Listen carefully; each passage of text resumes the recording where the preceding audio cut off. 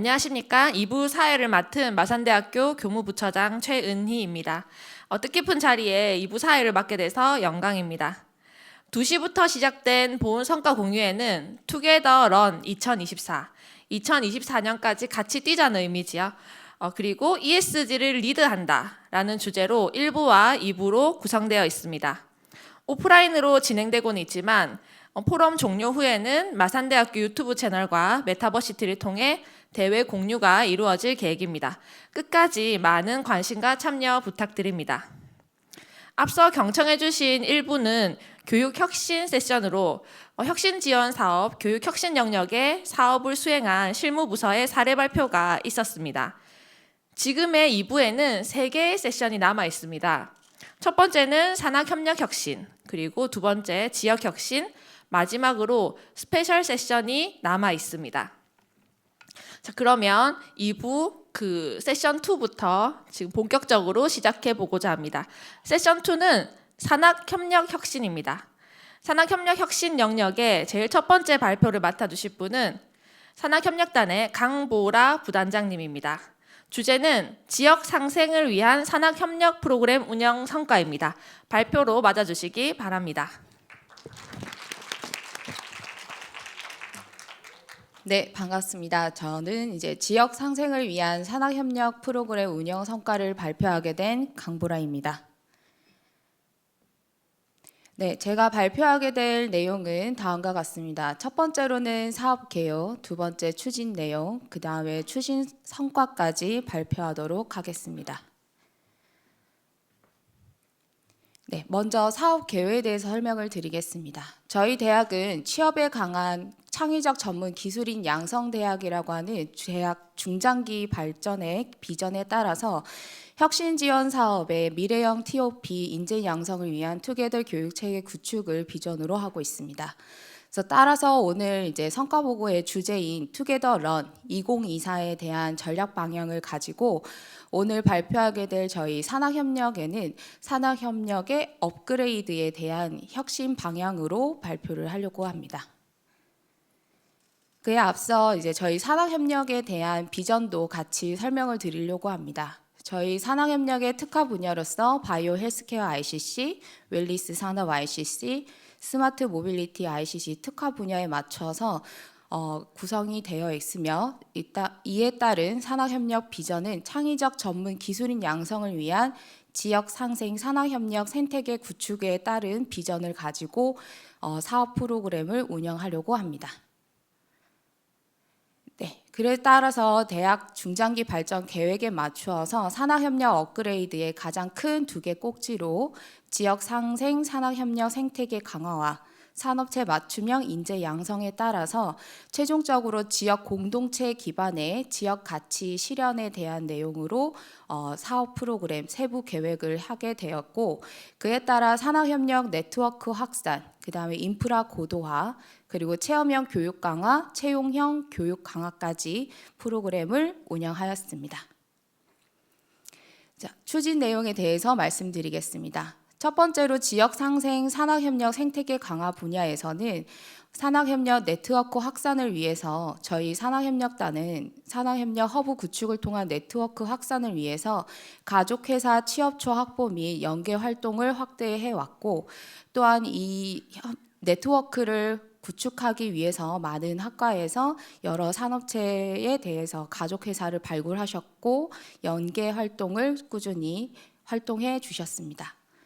그 다음에 산학협력 인프라 고도화를 위해서 저희 마산대학교에 있는 내부 구성원의 산학협력 전문성을 강화하고 확보하기 위해서 산학협력 책임 교수에 대해 선발과 운영을 진행해 왔고, 그 다음에 산학협력 책임 교수의 맞춤형 역량 강화 연수를 실시해 오고 있었습니다.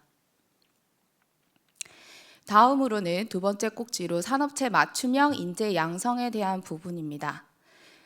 산업체 맞춤형 인재 양성 부분에서는 크게 체험형 교육 강화와 그 다음에 채용형 교육 강화 부분이 있습니다. 체험형 교육 강화 부분에서는 산업체 현장 견학, 산업체 국내외 현장 실습, 캡스톤 디자인, 코업 실습 교육들이 있는데 이 부분에 대해서는 현장 실습 센터에서 발표를 하시게 될 겁니다.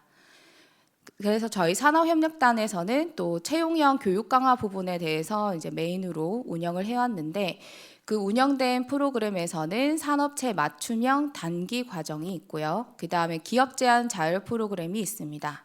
이 두 개의 프로그램은 채용 약정서와 그리고 채용 우대서가 함께 하게 되는 교육 과정이기 때문에 일반적으로 그냥 진행하게 되는 교육 과정이 아니라 산업체와의 약속을 이루어서 이제 문서화해서 이제 진행하게 된 프로그램입니다.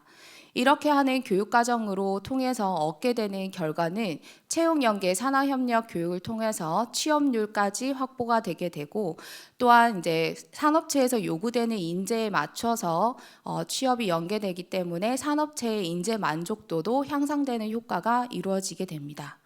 또한 졸업생들 또한 마찬가지로 직업에 대한 경험을 같이 또 배우면서 이제 프로그램을 이제 이수할 수 있기 때문에 직업에 대한 매칭을 이룰 수 있고, 또 그한 매칭을 위해서 유지 취업률도 향상되고 또한 대학 이미지도 향상되는 효과를 불러올 수 있을 거라고 생각하고 프로그램을 계획하게 되었습니다.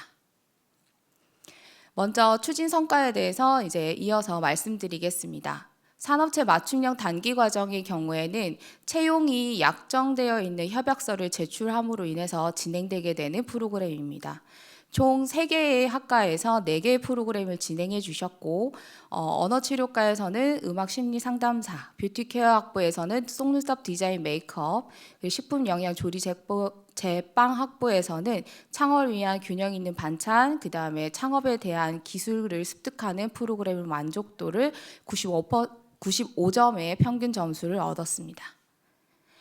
다음으로는 이제 기업 제한 자율 프로그램의 결과입니다. 총 10개 학과에서 총 11개 프로그램을 진행해 주셨고, 채용 우대 협약서와 함께 프로그램이 진행되게 됩니다. 그래서 총 11개 프로그램이 진행되면서 이제 마찬가지로 채용이 약정되어 있진 않지만 이 과정을 통해서 우대를 하겠다라고 하는 약정이 함께 되는 프로그램이다 보니 프로그램을 계획하는 게 매우 어려움을 겪었던 프로그램이었습니다. 그래서 이 자리에 빌어서 이제 이 결과가 만들어지기까지 많은 도움을 주셨던 여러 학과 교수님들께 감사 인사 말씀을 드립니다. 자, 그래서 방금 말씀드렸던 추진 프로그램들을 이제 종합적으로 성과를 다음 그림에 보여드리면, 일단 산학협력 네트워크 확산을 위해서 목표했던 산학협의체 연계 취업률은 목표 43%에서 실적 43.2%로 100%의 달성률을 보였으며, 산학협의체 발굴 건수도 목표 150건을 앞두고 있는데, 지금도 이제 실행하고 있긴 하지만 이제 현재 그 실적 확인된 건수로는 182건으로 121%의 달성률을 보이고 있었습니다. 그 다음에 채용형 교육 강화 프로그램에서는 산업체 맞춤형 단기 과정으로 만족도 점수가 목표한 93점 이상을 웃돌아 실적 95점으로 102%의 달성률을 보이고 있습니다. 그 다음에 가운데 보시면 산학협력 인프라 고도화를 위해서 산학협력 책임 교수 운영 및 전문성 강화를 위해서 프로그램을 진행하였고, 강화를 위한 프로그램으로는 연구과제 제안서 작성법, 그 다음에 산단 재정관리사 자격과정 등이 있었습니다. 마지막으로 이제 정성적 평가에 따른 기대 내용입니다. 산업체 맞춤형 인력 양성 프로그램 운영을 통해서 산업체에서 요구하는 인재를 양성할 수 있었고, 또한 이제 이 산학협의체 운영 활성화를 통해서 산업체 만족도 및 가족회사 연계 취업률 지속적 향상, 그 다음에 산업체가 요구하는 실무 능력을 증진할 수 있는 프로그램과, 그리고 직업에 따른 미스매치 해소할 수 있었고, 그리고 산업체 인재 만족도도 향상시킬 수 있는 프로그램이 됩니다. 그 다음에 산업체 맞춤 인력의 고용으로 지역산업 상생 발전과 취업률 제고 및 그에 따른 선순환 체제를 확립할 수 있고, 마지막으로 산학협력 책임 교수제를 통해서 산학협의체 관리의 체계화 및 교수 산학협력 역량 강화를 할 수 있는 결과를 기대할 수 있다고 생각됩니다. 이상으로 지역 상생 발전을 위한 프로그램 운영 성과에 대해서 발표를 마치겠습니다. 감사합니다. 발표해 주신 산학협력단 부단장 강보라 교수님께 다시 한번 큰 박수 부탁드립니다. 그 말씀해주신 것처럼 산학협력단에서도 혁신지원 사업 수행에 있어서 박차를 가하고 있는데요. 저희가 감사하게도 혁신지원 사업과 더불어서 링크 3.0 사업도 저희는 함께 하고 있습니다.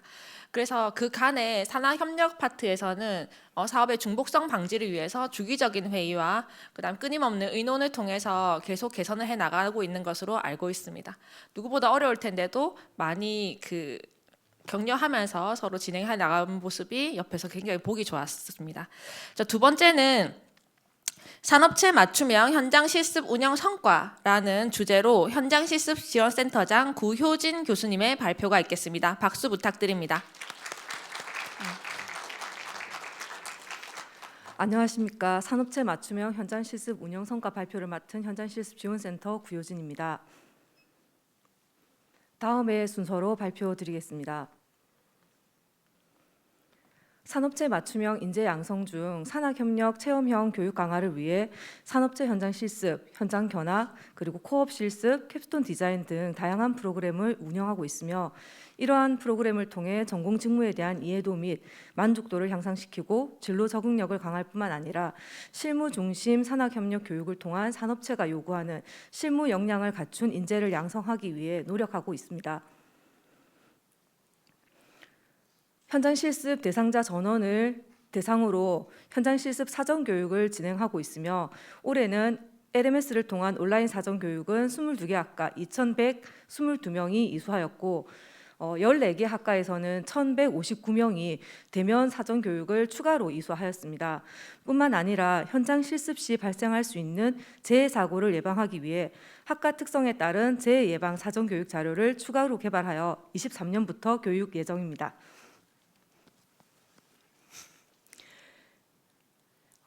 현장 실습을 위해 학생 지원도 이루어지고 있습니다. 특히 2019년부터 현장 실습을 진행하는 모든 학생들에게 실습 기간 동안 사용할 수 있는 마스크를 지원하고 있으며 올해에는 123명에게 교통비도 지원하였습니다. 해외 인턴십입니다. 1학기에 호주 그리피스 대학교로 치기공과 학생 2명과 치위생과 학생 2명이 인턴십을 다녀왔고 2학기에는 치위생과 학생 2명이 호주 에핑 비욘드 덴탈로 현재 해외 인턴십을 나가 있는 상태입니다. 현장 직무 견학은 간호과를 포함하여 총 10개 학과에서 13개 프로그램으로 진행하였고 475명이 참여하였으며 만족도는 96.3점으로 굉장히 높게 나타났습니다.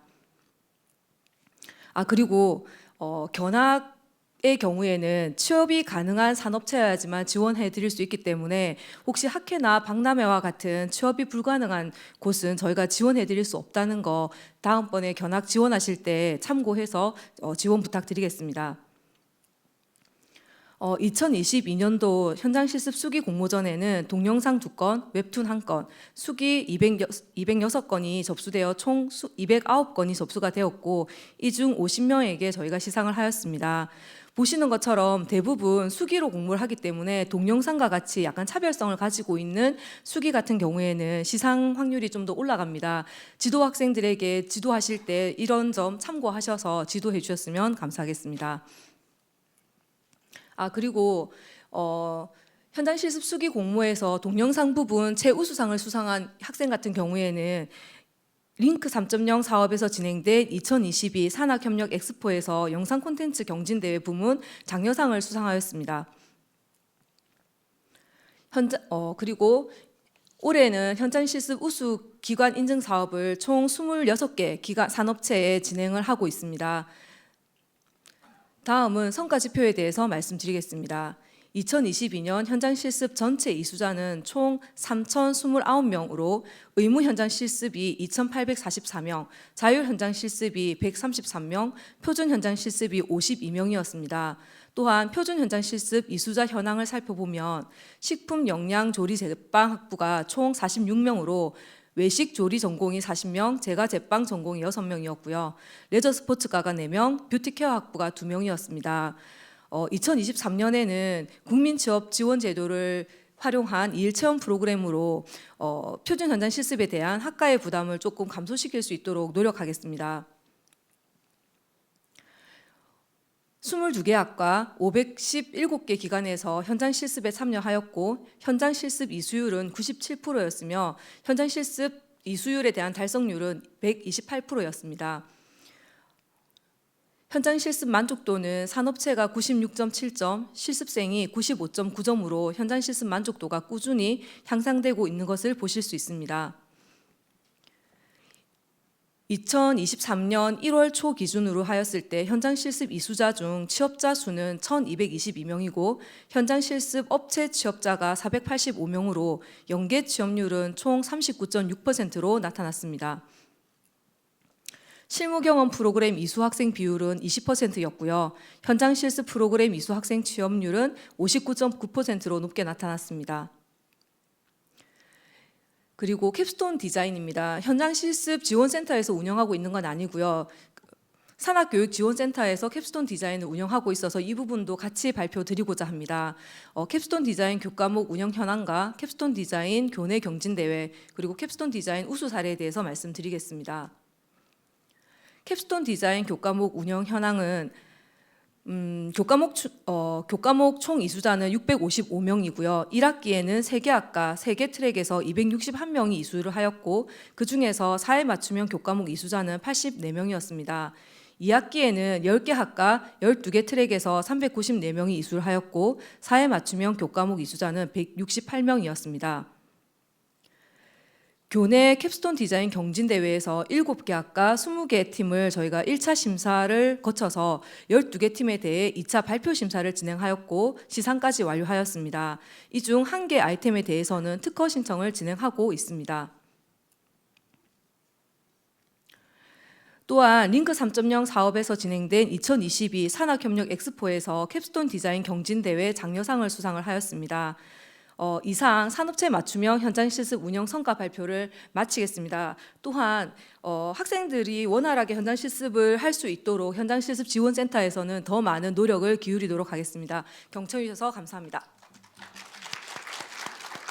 네, 발표를 해주신 구효진 교수님께 다시 한번 큰 박수 부탁드립니다. 네, 말씀해주신 그 내용들 중에서 표준 현장 실습 도입 그리고 캡스톤 디자인 이런 부분들은 사실 어느 학교든지 다 어려움을 가지고 있는 그 제도적인 부분들이라고 보시면 되겠습니다. 그만큼 조금의 차별화된 뭔가가 나온다면 또 선도할 수 있는 그런 마산대학교가 되지 않을까 생각을 하고 있습니다. 자, 그 다음 발표를 준비하고 계시는 분은 안경강학과의 서재명 교수님입니다. 주제는 심청이는 신봉사의 마음을 얼마나 알까라는 주제입니다. 박수 부탁드립니다.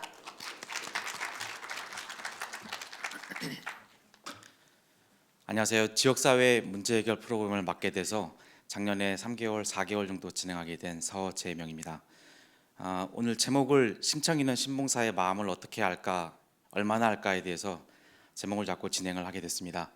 먼저 지금도 우리 초등학교나 유치원에서 심청이와 신봉사 이야기를 배우는지 잘 모르겠습니다만 지금 여기 있는 저를 포함해서 여기 계신 총장님을 비롯한 대부분의 우리 사람들은 아직 심청이가 되지 않았고 아직 신봉사가 되지 않았지만 잠재적으로 누구든지 될 수 있는 그런 사람들이기 때문에 남의 이야기다라고 생각하기보다는 오늘 제가 드리는 말씀이 최종 결과 보고서이긴 하지만 누구든지 그 상황에 닥치게 되면 어떻게 행동하고 어떻게 내가 따르냐에 따라서 그 결과물이 너무나 달라진다.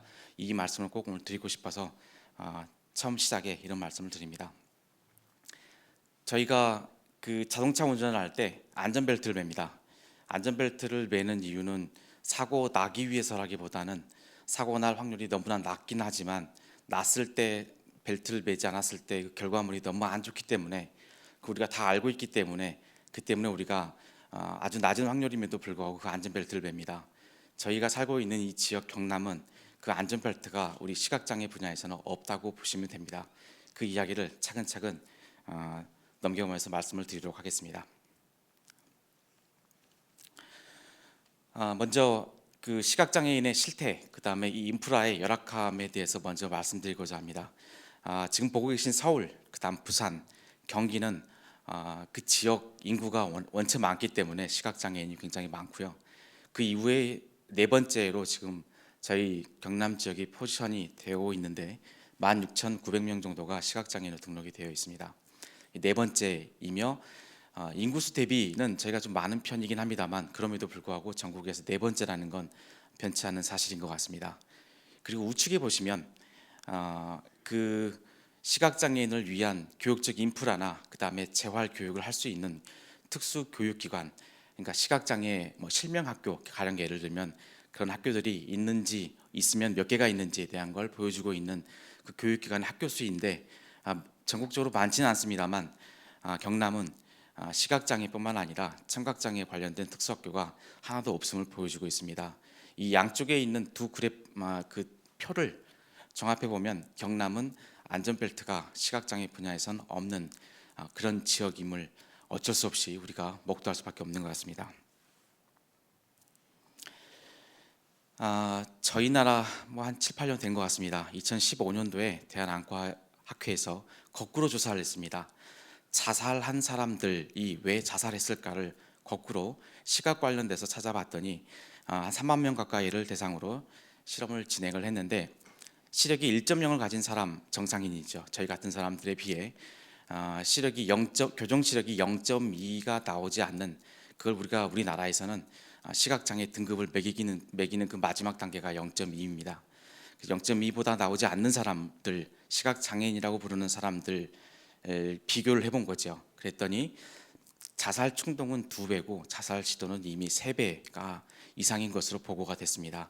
그래서 시각은 제가 서두에 깜빡 잊고 말씀드리지 못했습니다만 보이는 것은 선천적으로 보이지 않는 게 있고 그 다음에 살아가면서 보이지 않는 그런 중도 시각장애 두 가지 형태가 있습니다.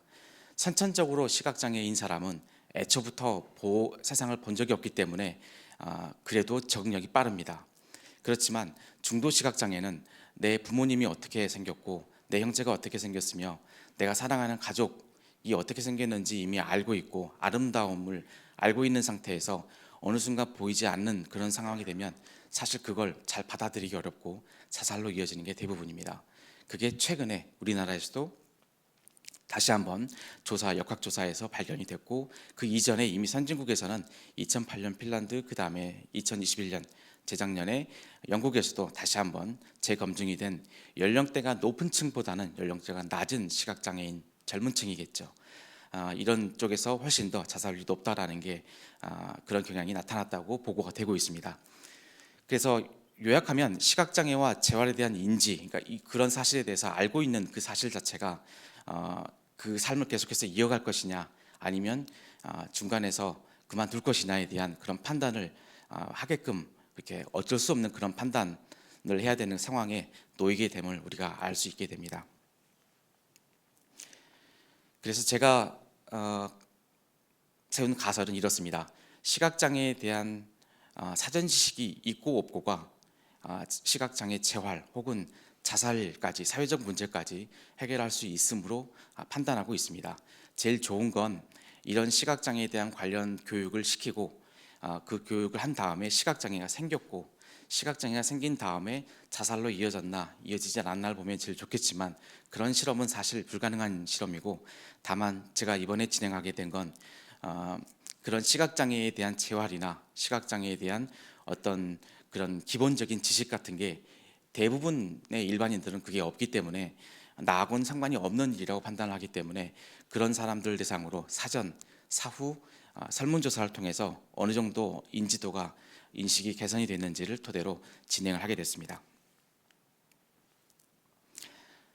먼저 교양강좌 형태로 진행을 했기 때문에 그 교양강좌를 운영하기 위해서 강사를 제가 이렇게 준비를 했는데 경남 시각장애인 복지연합회장님이신 실제 실명인이십니다. 그분을 한번 모셨고 마산 장애인복지관의 국장님, 그 다음에 경남 점자 정보도서관의 과장님, 이분들이 이제 실제 실무진 행정을 담당하시고 실제 시각장애인을 그렇게 맞이할 수 있는 분들이겠죠. 그리고 경기도와 울산에 소재한 대학의 저시력 시각장애 관련 교과목을 실제 수업을 하고 계시는 교수님 2분, 그 다음에 대전의 대형 안과병원, 그 다음에 광주의 대학병원에 있는 검안사 2명, 그래서 매일같이 시각장애인들과 실무에서 부딪히는 분들을 주로 초빙을 해서 일반인들 대상으로 시각 장애가 생기면 맨 먼저 뭘 해야 되며 그다음 어떻게 진행을 하고 마음의 자세는 어때야 하며 그래서 앞으로 혼자서 살아갈 수 있는 방법을 이렇게 하면 할 수 있다라는 방식의 어떤 교양 강좌를 진행을 하게 됐습니다. 교육 일정은 작년 10월부터 12월까지 총 3개월간 16회를 진행을 했고요. 접근성이 높은 창신대학교와 저희 대학 마산대학교의 강의실을 빌려서 약 250명 정도의 경남에 거주하는 시민들을 대상으로 운영을 했습니다. 그래서 그 강의를 듣기 전과 강의를 들은 다음을 비교하기 위한 그 설문지를 만들었고 그걸 대상으로 얼마나 더 나아졌는지를 진행을 하게 됐습니다. 결과는 사전에 제가 예상했듯이 어쩔 수 없이 강의를 듣기 전과 전반적으로 만족하는 반응들이 대부분이었고요.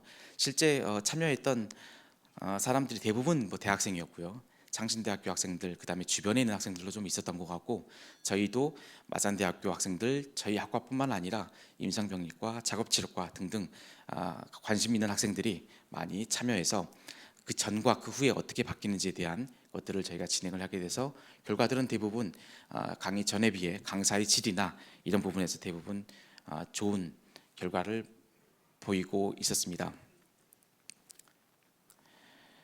이 부분이 이제 사전 사후 설문지를 제가 2장을 만들어서 한 장은 일반적인 내용에 대한 부분이고 마지막 부분은 이제 사전 사후를 비교하는 내용인데 첫 번째 여기 보시는 지금 칼럼이 4개가 있는데 첫 번째 칼럼이 오감 중에 인간이 가지고 있는 오감 중에 시각이 담당하는 그 비중이 대체 어느 정도라고 보느냐에 대해서 지금 Y축의 맨 위쪽이 이제 90% 이상이라고 본다. 맨 밑에는 30% 이하다. 이게 사전 교육 전과 교육 후에 대단히 큰 그런 차이점을 보인다는 걸 저희가 알 수 있었고요.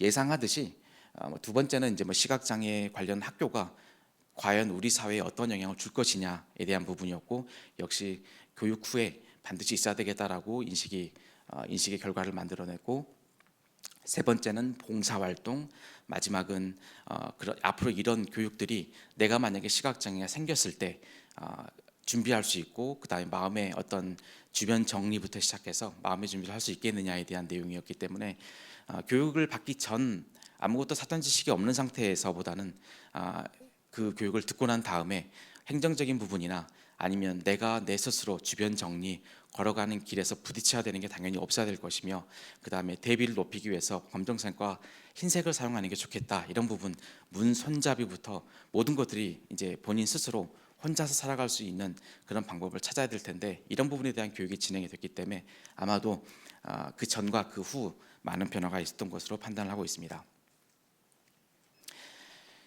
시각장애인을 대상으로 하는 관내 지원 제도의 합리화, 그 다음에 체계화를 위해서 아직 이런 교육들이 사실은 제가 하기보다는 실명 관련 전문 학교에서 진행을 하면 제일 좋은데 그게 아직 우리 경남에는 없기 때문에 처음 시작했다는 차원에서 저 개인적인 의의를 두고 있습니다. 그런 부분에서 이 결과물을 토대로 올해 2023년도에는 관을 방문해가면서 이 자료를 배포하고 그 다음에 그에 대한 부분을 좀 피드백을 좀 더 이렇게 주고받으면서 앞으로 좀 이 분야에서 많은 활동을 진행하고자 합니다.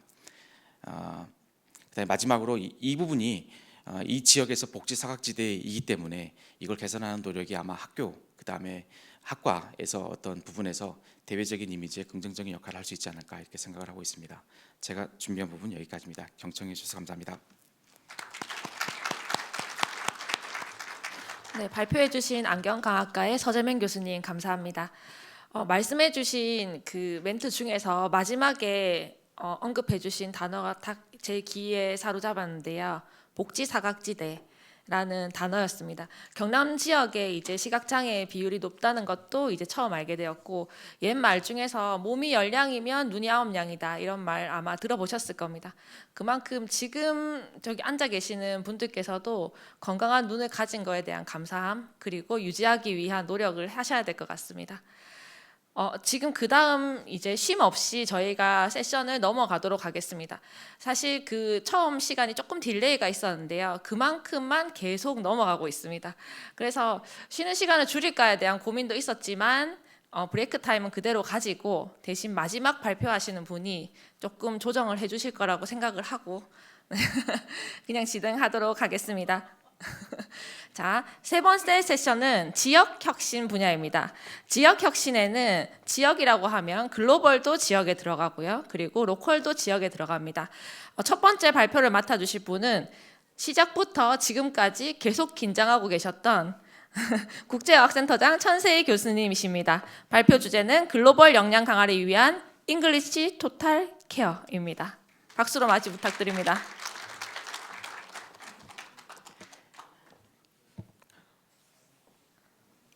안녕하십니까. 국제어학센터장 천세희입니다. 글로벌 역량 강화를 위한 잉글리시 토탈 케어에 대한 성과 공유 보고를 하겠습니다.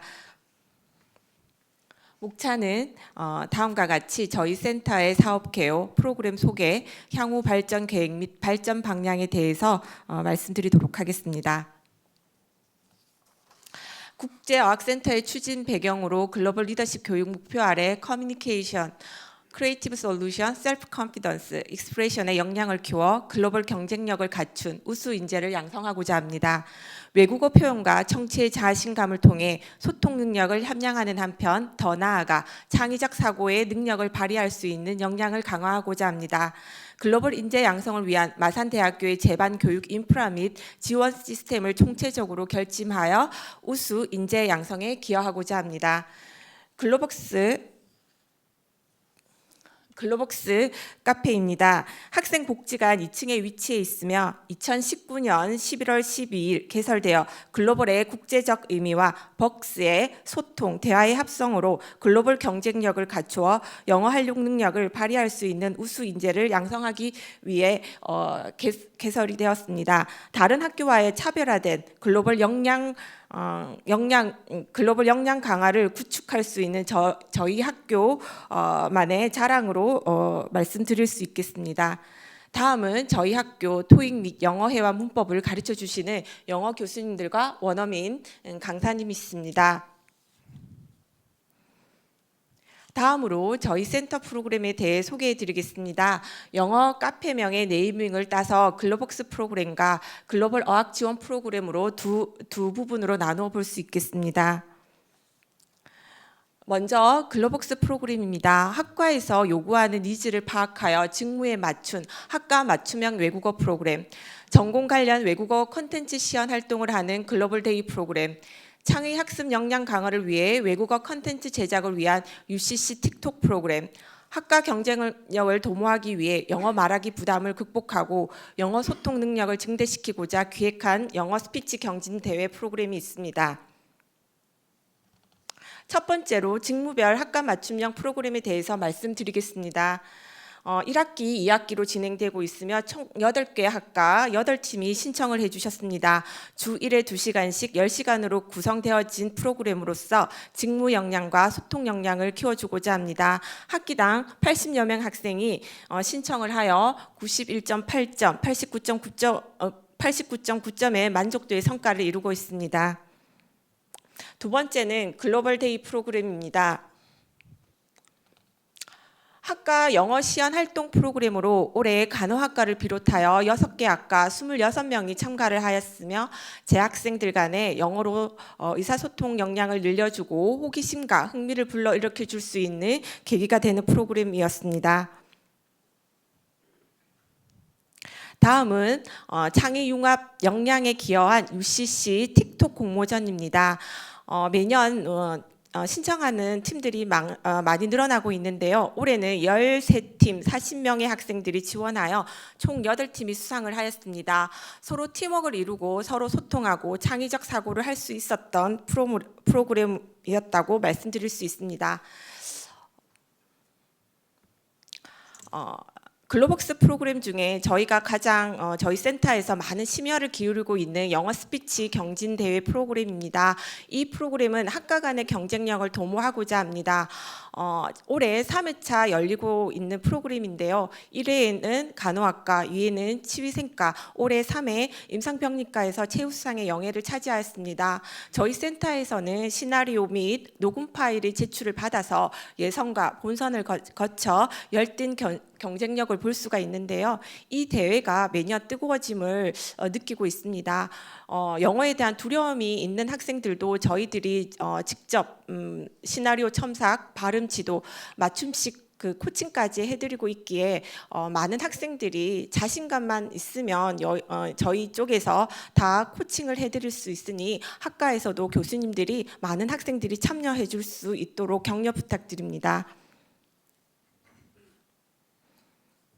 글로벌 어학 지원 프로그램입니다. 글로벌 어학 지원 프로그램은 학기 중 글로벌 어학 지원 프로그램으로 ESG, English Speaking Group, 저희도 여기 ESG 프로그램이 있습니다. 그래서 저희가 센터에서 영어 스피킹 프로그램이고요. 저희가 이제 EGG라고 하죠. EGG 프로그램이 있는데 잉글리시 그래머 그룹이 있습니다. 또 초급 토익도 있고요. 중급 토익으로 이렇게 이루어지고 있는 학기 중 프로그램이 있습니다. 방학 중에는 하이드림 토익 프로그램이라고 집중 토익 프로그램이 이루어지고 있고요. 또한 현지 호주에서 이루어지고 있는 호주 어학연수 프로그램도 여기에 속해져 있습니다. 먼저 글로벌 어학 지원 프로그램은 학기 중 프로그램으로 1학기와 2학기 지원을 하고 있으며 1학기에는 상당히 많은 학생들이 관심을 가지고 있지만 2학기 때는 좀 다수 지원자가 조금 감소하는 추세가 있습니다. 학과의 그 바쁜 일정 속에서 학생들의 좀 참여도가 낮은 점이 있지만 만족도는 91.8점으로 좀 높은 편입니다. 소수 정예로 학생들의 눈높이에 맞는 맞춤식 수업으로 진행하고 관리하다 보니까 학생들의 만족도는 상대적으로 높다고 저희가 말씀드릴 수가 있겠습니다. 방학 중 하이드림 토익 프로그램은 집중 토익 프로그램으로 저희 자체에서 모의고사 이해를 제공하고 있으며 그룹 스터디를 통해서 단기적으로 영어에 노출시켜 실전 토익 시험도 응시해 볼 수 있게 기회를 줍니다. 이에 따라 토익 에세이 후기 공모전을 통해 25명의 학생들에게 소정의 상금도 수여된다라는 말씀을 드리고 싶습니다. 다음은 호주 현지에서 진행하고 있는 해외 어학연수 프로그램입니다. 센터 자체 선발고사로 이루어지고 있으며 앞서 소개한 저희 센터 프로그램을 이수하게 되면 가산점을 부여받기도 합니다. 매년 500명 이상의 학생들이 도전을 하고 160명의 학생이 선발되어 지금도 호주 현지로 파견되고 3차 시 학생이 열심히 참여 중에 있으며 다음 주에는 4차 시 학생들도 출국 준비에 있다는 말씀 드리고 싶습니다.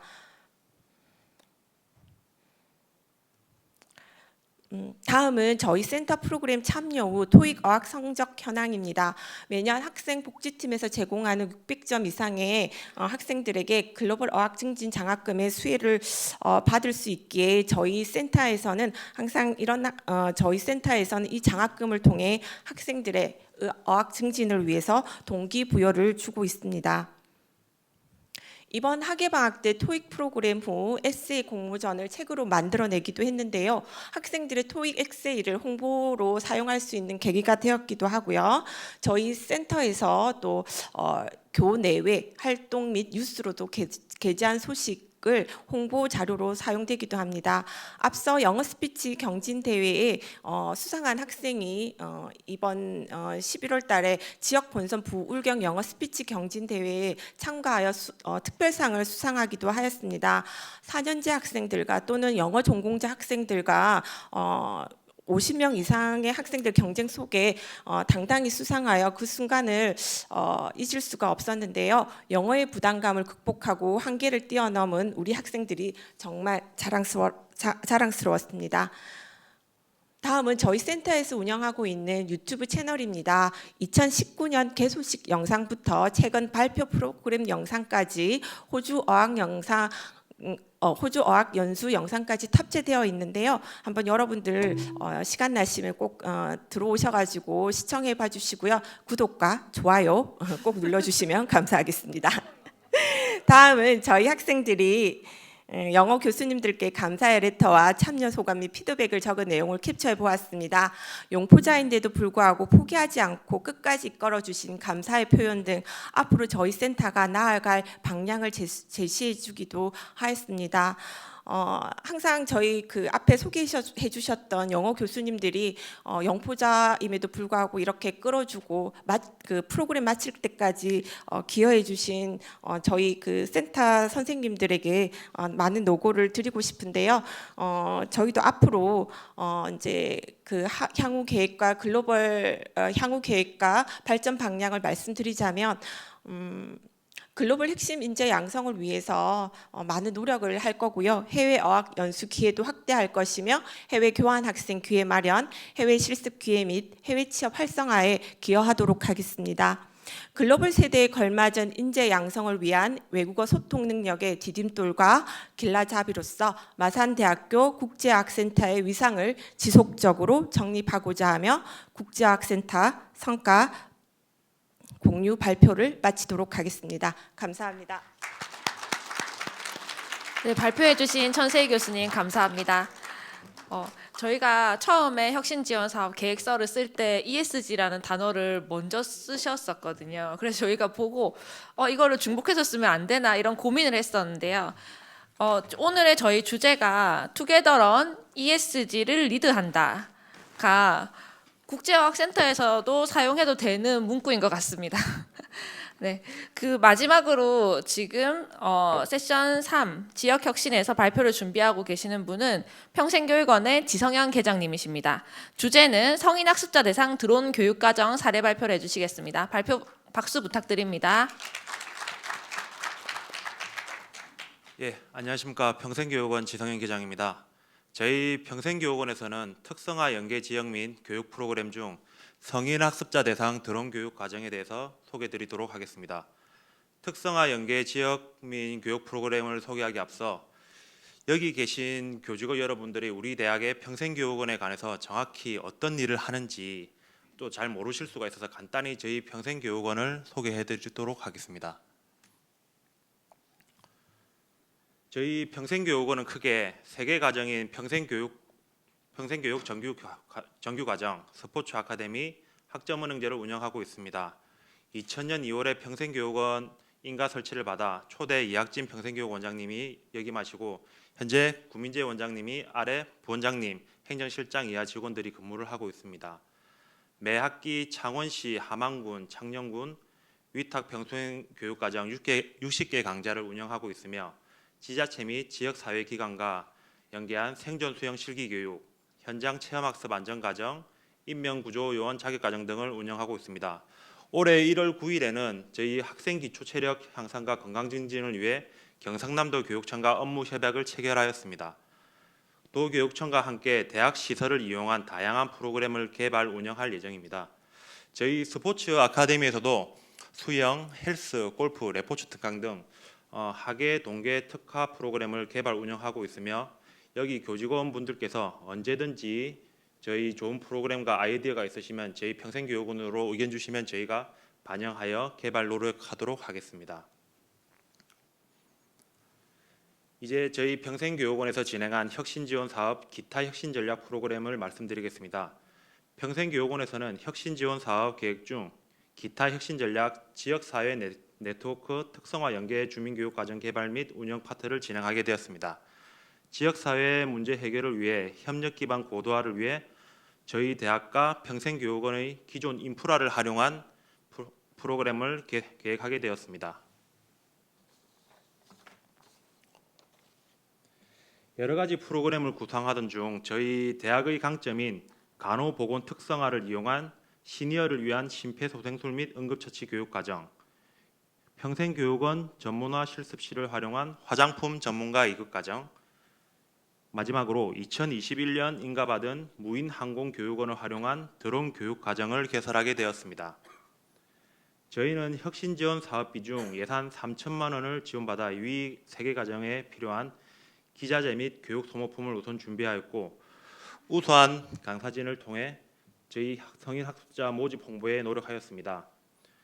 위 3개 프로그램 모두 강사님들과 수강생들이 열심히 참여하여 주셨으며 우수한 성과를 내어 목표치를 모두 달성하게 되었습니다.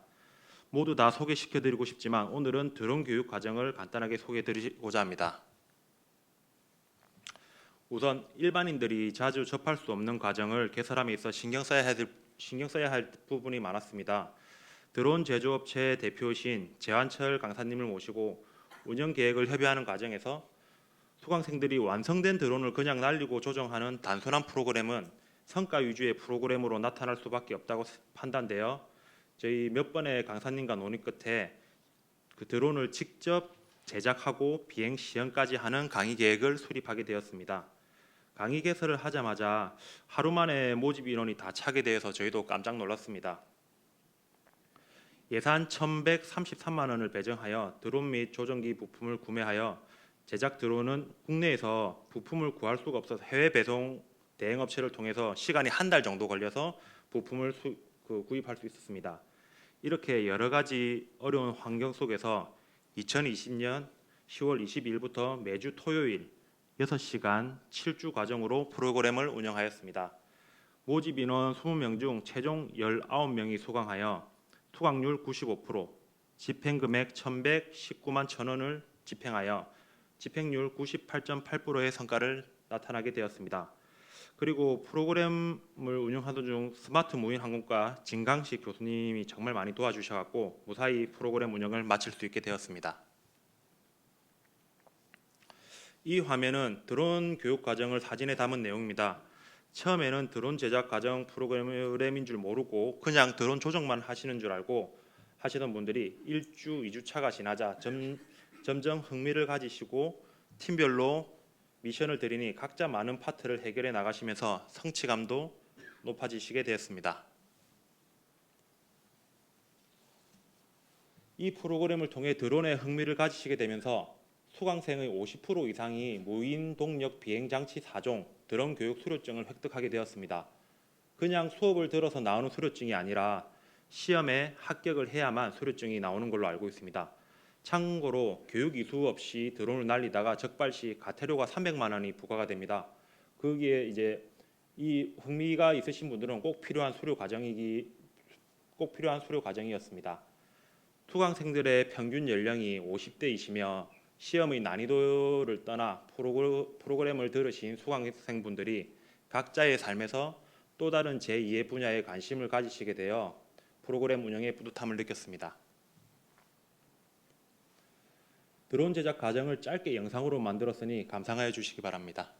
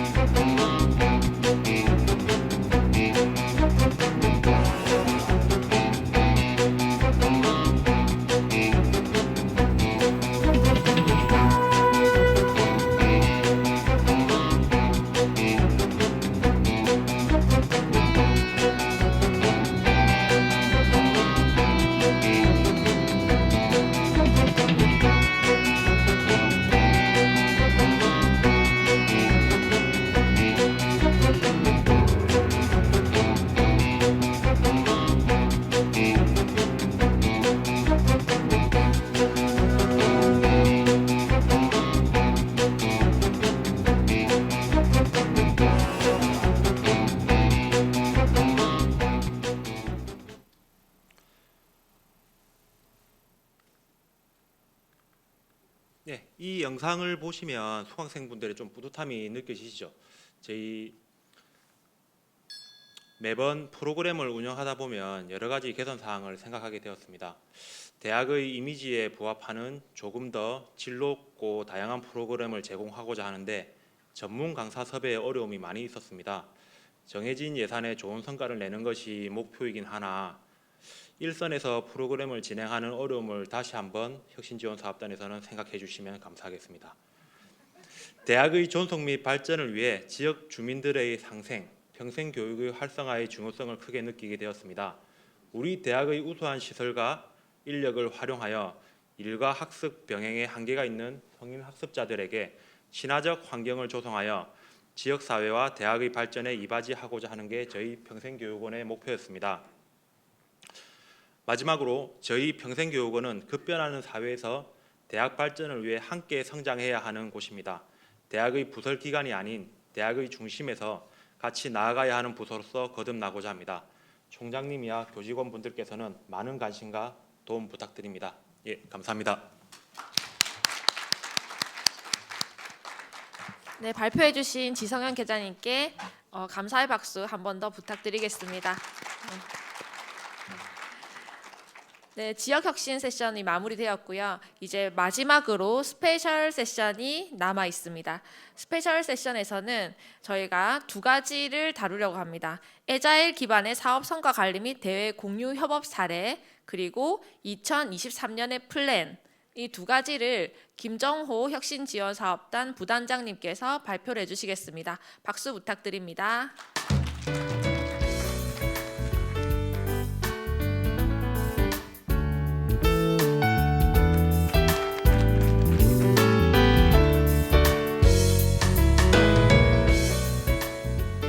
네, 발표를 맡게 된 혁신지원사업 부단장 김정호입니다. 제가 발표할 주제는 에자일 기반 사업 성과 관리 및 대학 협업 공유 사례입니다. 시간이 지체가 되어서 제가 빨리 끝내도록 하겠습니다. 제 순서는 다음과 같습니다. 성과 관리의 이론적 모델의 에자일 방법론에 대해서 잠시 설명드리도록 하겠습니다. 에자일 방법론은 성과 관리에서 지금 핫 이슈로 부각되고 있는 방법론인데요. 일단 이제 프로젝트가 시작이 되면 해결이 될 때까지 끊임없이 개선 환류를 한다는 개념입니다. 성과 관리에서 보시면 저희가 이제 사업의 진행에 대한 관리를 하고 있고 각 부서마다 진행이 되지 않았을 때 계속 연락드리는 이유도 이 방법론에 근거한 것입니다. 제가 개인적으로 좋은 것이 아닙니다. 지금 이 그림을 보시면 실제 에자일 모델을 적용하기 전에는 사실 부서단에서 개인 업무 중심으로 돌아갔죠. 그래서 협업과 공유의 개념이 잘 성립되지 않았습니다. 그러나 이제 에자일 모델을 적용한 이후에 부서 간의 협업 체계로 바꿨습니다. 그래서 사실은 그 지금까지 성과에 대한 발표를 하면서 부처 간에, 부서 간에, 그리고 직원 간에 공유와 협업이 되지 않으면 그 사업의 성과를 내기 어려운 구조로 만들어져 있습니다. 그 성과의 그 난이도는 굉장히 높지만 달성했었을 때 그 성과의 파급력은 굉장히 크다는 것을 오늘 발표를 통해서 알 수 있었을 것입니다. 성과 관리 체계에 대한 그 변화와 그리고 성과 관리 체계화 사례에 대해서 말씀드리도록 하겠습니다. 지금 보시는 그 성과 관리표는 1주기 혁신 지원 사업에서 그 성과 관리를 했던 시트입니다. 그 내용의 핵심이 뭐냐면 그 사업별로 중요도를 산정해서 그 사업의 진행 상황을 평가하고 그 부서의 점수를 매기는 방식이었습니다. 근데 문제점이 뭐냐면 이 부분에 대한 달성을 강요하다 보니까 사업에 대한 진행에 대한 부분들이 미흡했습니다. 결국에는 사업이 체계적으로 돌아가지 않는 문제점이 발견되어 에자일 모델을 적용해서 이렇게 바꿨습니다. 보시면 월별로 계획에 대한 그 구체적 계획을 정립하였습니다. 사업의 계획과 진행, 성과에 대한 부분을 세부적으로 나눠서 이 내용과 관련해서 매월 진행 상황을 점검하고 이에 대한 보고를 하고 이 과정이 막혀 있을 때는 이에 대한 개선 계획과 환류에 대한 내용을 적게 되어 있습니다. 성과 관리를 하면서 이렇게 개선 한류를 할 때 많은 부서에서 이제 자기의 성과를 평가한다라고, 그러니까 이제 채찍질한다라고 생각을 하는데 사실 그런 것만은 아닙니다. 그 부서에 어려운 점이 있으면 문제가 트래픽이 발생하는 부분을 찾아내고 그 부분에서 어떤 부분을 지원해 줘야 되는지, 인력적인 부분인지 예산적인 부분인지를 평가하고 다음 차기 사업이나 그리고 예산을 계획할 때 근거 자료로 마련하고 있습니다. 자, 지금 보시는 부분은 이제 교육 과정과 관련된 그 평가 우수 사례인데요. 저희 혁신 지원 사업 계획서가 지금 전국에 이제 공개가 되어 있습니다. 그 부분에서 사업 계획서 부분에서 우수한 평가를 받았던 부분이 여기 교육 과정에 대한 환류 체계 부분입니다. 지금 보시는 바와 같이 그 교육 과정에 대한 개선안을 도출하는 과정에서 굉장히 구체적으로 세부 계획이 짜져 있는 것을 볼 수 있습니다. 이런 계획서는 그 전국에서도 지금 없는 사례이고 이 사례가 그 전문대학 혁신 사업 그 발표할 때 우수 사례로 언급이 되었습니다. 저희 성과관리센터의 장점이라고 그 말씀을 드리고 싶은 부분이 다음과 같은 부분입니다. 대부분이 이제 성과 관리라 하면 이제 성과에 대한 실적에 대한 모니터링 그리고 거기에 대한 그 개선 사항을 받는 업무가 대부분이라고 생각을 하시는데 실제 IR은 기관 연구 기관입니다. 그래서 대학에 있는 지표를 분석해서 그 지표에 대한 어떤 내용들을 환류해주고 계획에 반영하는 작업들을 하고 있습니다. 그 한 단편적인 예로 교수 학습 지원센터와 협업을 해서 하나의 그 연구를 진행하였고 그 결과를 발표하였습니다. 거기에서 활용했던 데이터는 나셀 데이터라고 전국 단위의 설문조사를 하는 데이터입니다. 이 데이터는 전국 규모의 대학의 수준을 평가할 수 있고 그 대학의 개인 자료를 요청해서 그 데이터 안에 속성을 분석할 수 있도록 짜져 있습니다. 거기에서 이제 적용했던 분석 방법은 잠재 계층 분석 방법이라고 하는데 이 잠재 계층 분석은 잠재 집단을 군집하려는 목적으로 기존의 군집 분석의 한계를 벗어나기 위한 방법으로 사용되고 있습니다. 그래서 의도를 가지고 있는 어떤 사람이 어떤 집단에 그룹핑이 되는지를 분석할 수 있는 방법입니다.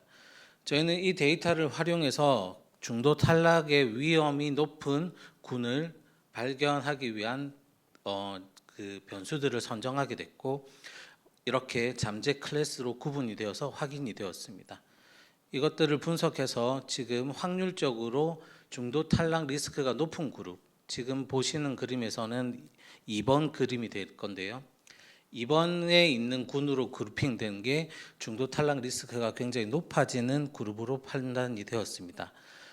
지금 이렇게 보면 데이터상에서는 1번 그룹, 3번 그룹, 1번, 3번 그룹은 중도 탈락의 리스크를 낮추는 학생들의 특질로 구분이 되고 2번, 4번은 중도 탈락률이 높은 학생들의 특질로 구분이 되는 것입니다.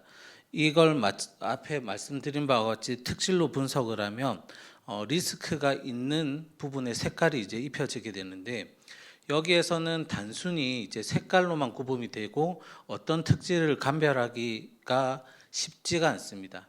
이거를 이제 그 R을 이용해서 분석을 하면 이 중도 탈락 리스크가 높은 학생들이 그룹이 거기에 번호, 아이디에 꽂혀서 그룹핑이 되기 시작합니다. 그러면 아까 말씀드린 진학과 관련된 2번 부분에 이제 하이 리스크 그룹과 대학 생활에서 그 중도 탈락률이 높은 하이 리스크 그룹들이 모이게 되면 이 6번 학생은 중도 탈락의 리스크가 높아지는 학생으로 분류가 됩니다. 이거를 추후에 그 대학에서 정책적으로 결정이 되면 시스템에 탑재를 하게 된다면 중도 탈락 위험군이 분류가 되고 이 학생의 조기 중재가 가능한 방식으로 이제 확인할 수 있습니다. 거기에 기초 연구를 진행했던 방법이고요. 마찬가지로 나셀 데이터를 활용해서 그 다중 매개 분석을 하였습니다. 나셀 데이터에서는 그 벤치마커라는 변수들을 이제 제공하게 되는데 이 중에 그 연구 모델을 설정을 해서 다중 매개 분석을 하였습니다. 연구 결과를 보시면 교수 학생 상호작용이 학습 성과에 미치는 영향에서 능동적 협력적 학습이 완전 매개하는 것이 확인이 되었습니다.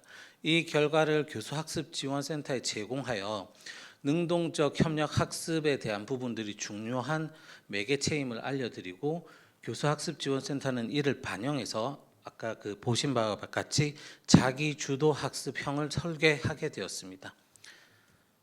그 대표적인 예가 아까 잠시 발표했던 학습 습관 습득 러닝 마라톤이라는 프로그램이었습니다. 이 프로그램에 대해서 반영을 하고 나서 진행을 했고 그 결과를 분석한 내용입니다. 학생들의 프로그램을 평가할 때 지금 대부분이 만족도를 사용하고 있잖아요. 그 만족도에 그 함정이 있습니다.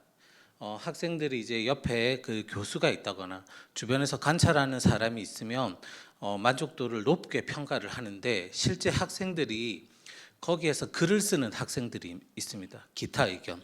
그 기타 의견이 사실은 굉장히 진정성이 있다라고 보는데 그 텍스트를 분석한 방법입니다. 그래서 여기에 있는 텍스트를 분석을 해서 감성 분석을 시행해서 이 학생들이 이 프로그램에 대한 만족도가 어떤지를 정량과 정성으로 제공을 해준 사례입니다. 결과를 보시면 학생들이 긍정에 대한 그 반응이 58.8%로 굉장히 높다라고 보여지고 있지만 반대로 부정에 대한 의견도 41.3%로 만만치 않게 증가되어 있는 것을 볼 수 있습니다. 그래서 이 프로그램에 대한 부분이 그 호불호가 명확했구나라는 것을 알 수 있고 이것을 텍스트 분석을 해서 다시 보면 이제 좋다라는 내용의 그 텍스트도 크게 나타나 있지만 불편하다, 그 다음에 귀찮다, 싫다라는 내용도 있죠. 이런 내용들을 이제 교수학습지원센터에 제공해 줌으로써 다음에 이 프로그램에 대한 문제를 개선할 수 있도록 제공해 준 사례입니다. 대학의 협업 공유와 관련된 사례입니다. 저희 그 투게더런의 의미가 내부적으로도 협업과 공유에 대한 의미도 있지만 대학 간의 협업과 공유도 굉장히 중요한 혁신 지원 사업의 평가 항목입니다. 저희 그 사업단에서는 재활 보건 복지 공동 네트워크를 구축해서 전문 대학교 5개대, 일반 대학교 4개대를 중심으로 공동 네트워크를 구축 협약을 체결하였습니다. 그 결과 이제 비교과 프로그램으로 이제 ESG 프로그램을 진행하게 되었고 거기에서 학생들이 우수한 성과를 냈습니다. 그리고 창원 지역의 5개 간호학과 교과 및 비교과 연계 프로그램을 추진하였습니다. 여기에는 마산대학교가 지금 현재 회장교고 경남대, 창신대, 창원대, 창원문성대학교와 협력하여 창원시와 그 플랫폼을 구축하였습니다. 이 사례는 전국 최초이고 교수님들 아시겠지만 간호학과가 좀 이렇게 협업하는 것이 좀 어렵습니다. 근데 이제 대학 간의 여러 대학들을 연계해 가지고 이렇게 진행하고 있다는 것은 간호계에서도 굉장히 주목할 만한 사례로 보고 있습니다. 네, 거기에 대한 업무 협약식이고 거기에 대한 성과물이었습니다. 뿐만 아니라 마산대학교, 대경대학교, 백성문화대학교와 또 MOU를 체결해서 교육과 관련된 혁신지역 사업과 관련된 성과를 공유하였고요. 마산대학교와 경남대학교, 순천향대학교, 전남대학교, 중앙대학교와도 MOU를 체결하였습니다. 지금 마산대학교를 제외한 나머지는 모두 일반 대학교고 그 틈에서도 저희 학생들이 당당히 우수한 성과들을 내는 결과들을 이뤄냈습니다.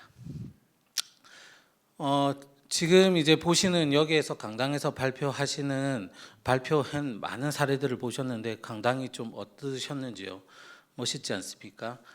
여기에서 끝나지 않고 2000년도에 대해서 계속 사업이 추진될 계획입니다. 거기에 대한 조감도이고 잠시 같이 공유해 보도록 하겠습니다.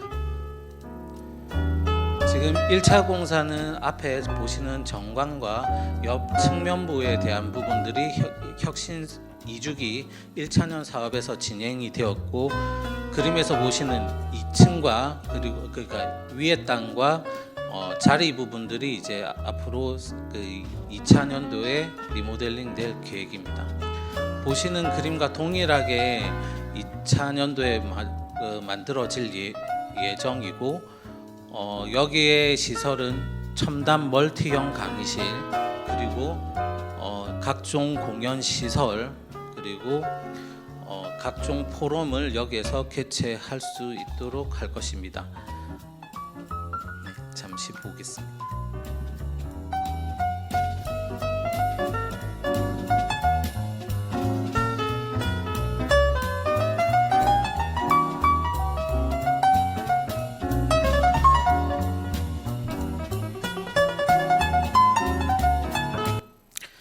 네, 이상으로 발표를 마치도록 하겠습니다. 감사합니다. 발표해주신 김정호 부단장님께 감사드립니다. 방금 보셨던 영상 속에 이 탈바꿈될 저희 청강홀은 청강 1층의 대강당은 첨단 멀티형으로 지금 기자재들이 구비가 되어 있습니다. 그래서 나중에는 미래관 1층에 있는 유비존과도 그 네트워킹으로 연결이 돼서 원격으로 조절이 되게 되어 있습니다. 자, 지금까지 3개 영역 그리고 15분의 주제 발표가 있었습니다. 짧은 시간이지만 마산대학교 혁신지원사업 운영 성과를 공유함으로써 대학 내부로는 사업에 대한 이해와 그리고 다음을 위한 원동력이 마련되었고 대외적으로는 우수 성과 공유를 통한 확산의 장이 마련되었습니다. 마지막까지 자리해 주신 모든 분들께 감사의 마음을 전달드립니다. 나가시기 전에 단상에서 단체 사진 촬영이 있으니 오늘의 이 자리를 마지막까지 빛내주시기 바랍니다. 2023년에도 많은 관심과 적극적인 참여 부탁드리면서 이것으로 2022년 마산대학교 혁신지원사업 성과 공유회를 마치겠습니다. 참석해 주셔서 감사합니다.